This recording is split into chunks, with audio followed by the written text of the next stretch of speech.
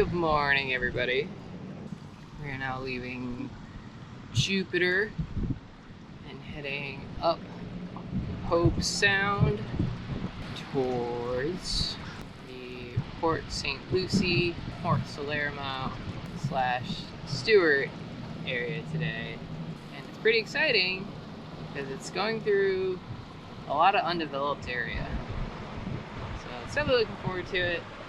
Definitely realized as we've continued to head north here, the volume of boats is down and the size of boats is down.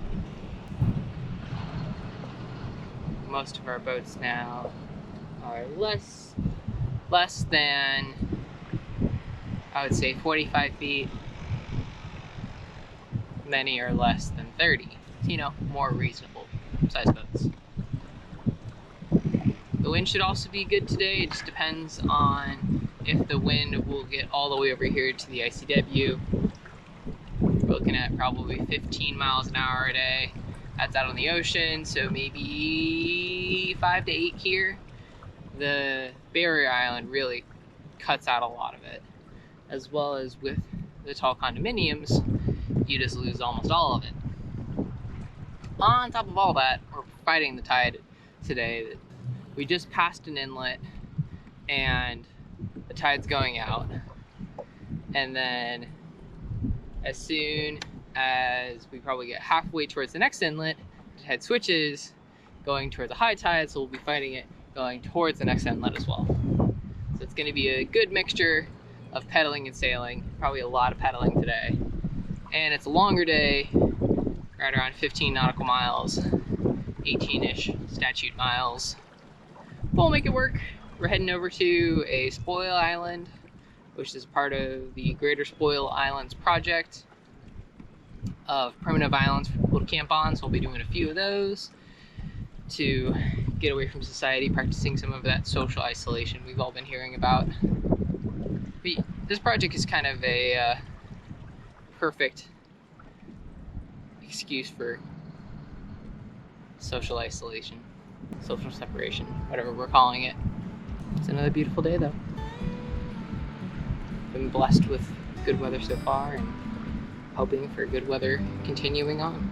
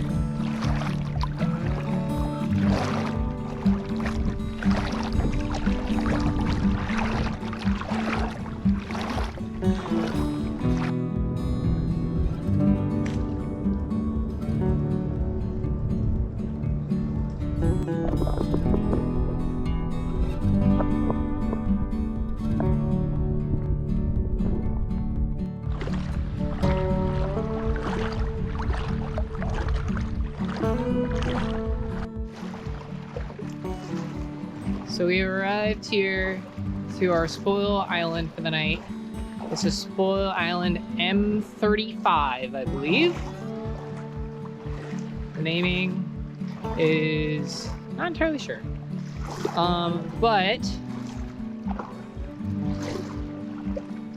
even though this is the island that we're sleeping on, we're not actually sleeping on the island. I've decided that in turn, I actually want to anchor out next to the island in a little cove that I found, rather than try and sleep on the island and possibly damage any, ooh, this is getting deep, damage any mangroves that I might set up next to. So I'm walking the boat because it's pretty much shallow enough that it wouldn't make sense to sail it around the island here. So we're just gonna walk around. I found this gorgeous little cove to tie up in tonight that I think is gonna be perfect. So let's walk over. Let me show you what I'm talking about.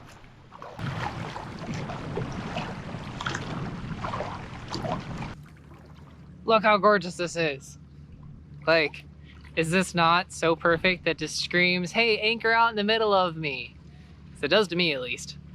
So I'm gonna get all anchored up, and then I'm gonna show you what our setup will look like.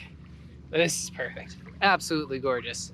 Gotta love a deserted island. Well, spoil island. I'll explain what that is in just a minute. A spoil island is when the Intracoastal Waterway was dredged. They took all the sand from the dredging and they didn't put it any far away. They literally just dug it up and plopped it right off the side of the channel there. And so as they were digging, they kind of would leave these mounds of sand all the way up. And then as that sand then settled over time, then things started to grow on them. Things like palm trees and mangroves especially, pretty much stayed where they are now.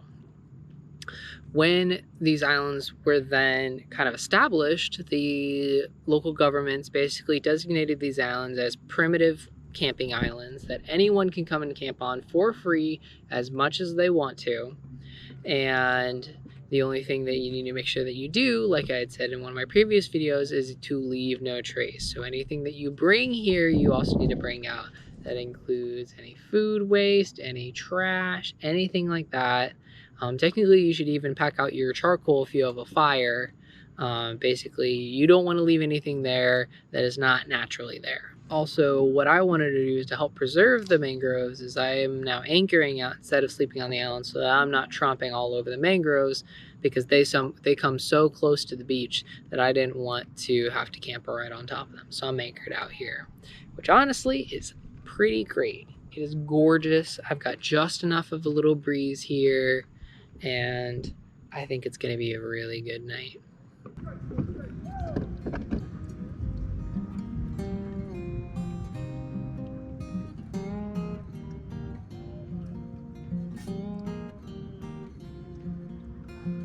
Good morning. We've got a long day ahead of us here. We've got almost 20 nautical miles to go, but we have the wind at our favor today.